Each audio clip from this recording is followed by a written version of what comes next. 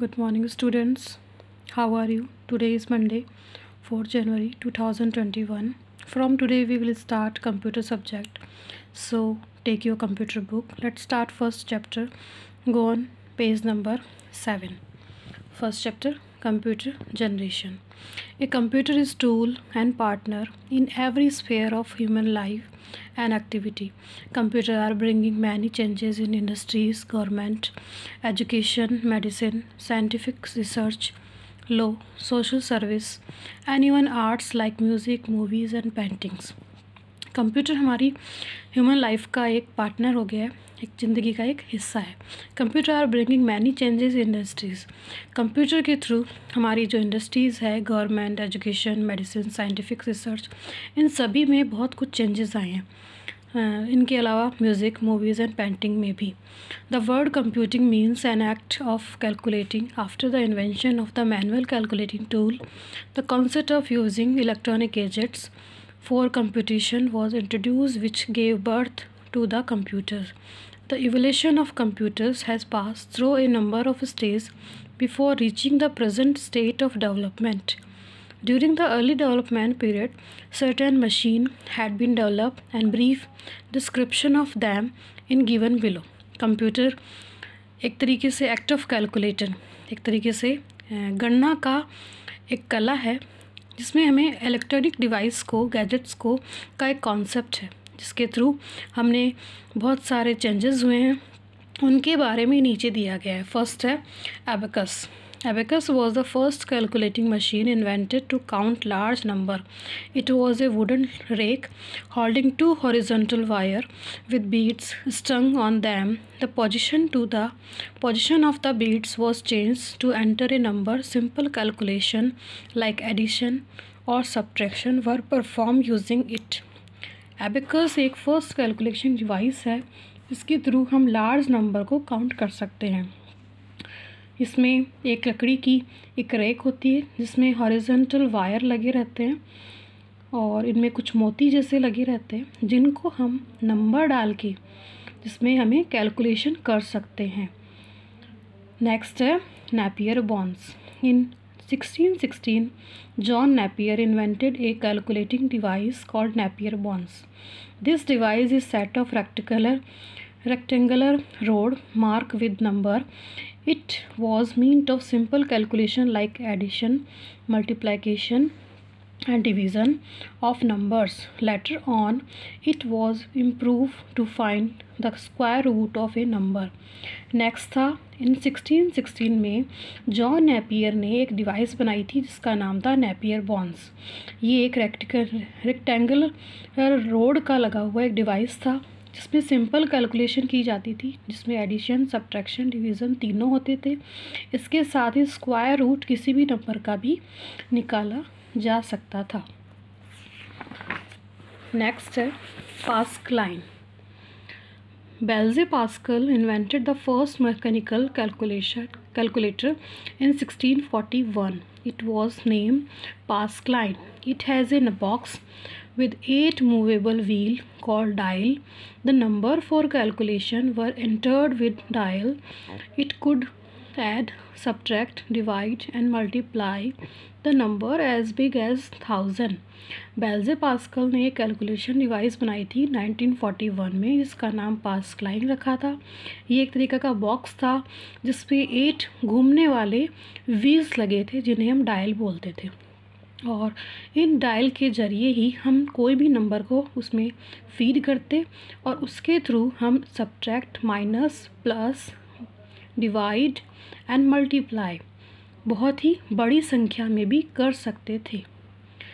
Next है Leibniz calculator. Mathematician Gottfried Leibniz built a calculator in 1650 that could add, subtract, multiply and divide the number. Mathematician Gottfried Leibniz ने एक calculator बनाया था 1650 में जिसमें add, subtract, multiply and divide numbers में किए जाते थे. Next Jacquard loom. In 101. Joseph Mary Jacquard invented a powered loom that used punch wooden card to automatically weave incredibly detailed pattern including pictures and text. This can be taken as a first read-only memory.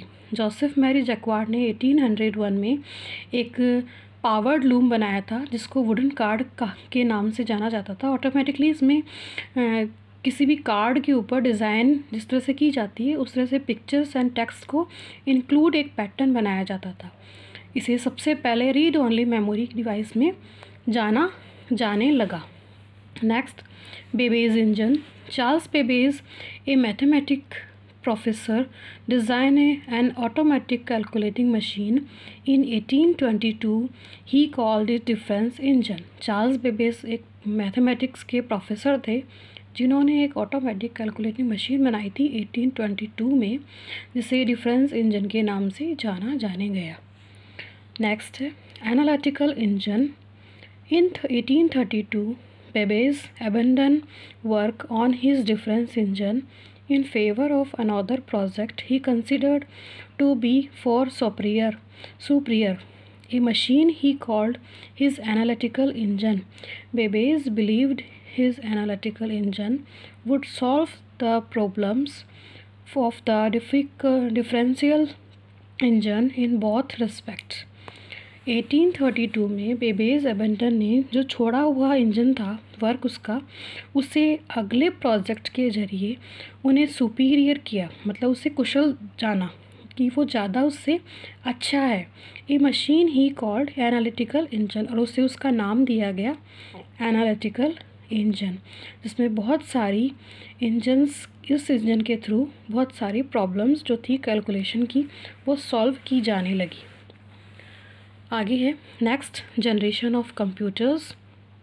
The evolution of electronic computer were a period of time can be trace effectively by dividing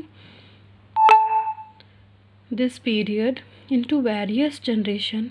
Each generation is categorized by a major technological development that fundamental change the way computer operated. These help to develop smaller, cheaper, powerful, efficient and reliable device. Now you can read about each generation and the development that led to the current device that we use today. First generation. The period of first generation was 1946 to 1959. First generation of computers started with using vacuum tube as the basic component for memory and circuitry for CPU, central processing unit. These tubes, like electric bulb, produce a lot of heat and were prone to frequent fusing of the installation, therefore were very expensive and could be afforded only by very large organization. In this generation, punch card, paper tape, magnetic tape, input and output device were used. They were machine code and electric wire board language used. First generation 1946 से 1959 तक इसका जो invention था वो vacuum tube था। ये बहुत ही ज़्यादा एक्सपेंसिव था और इसके बाकी जनरेशन के जो एग्ज़ाम्पल थे, punch card, paper tape, magnetic tape, input output device were used, उसमें यूज़ की जाती थी। सो that's it for today. We will cover remaining topic in next video. Thank you. Have a nice day.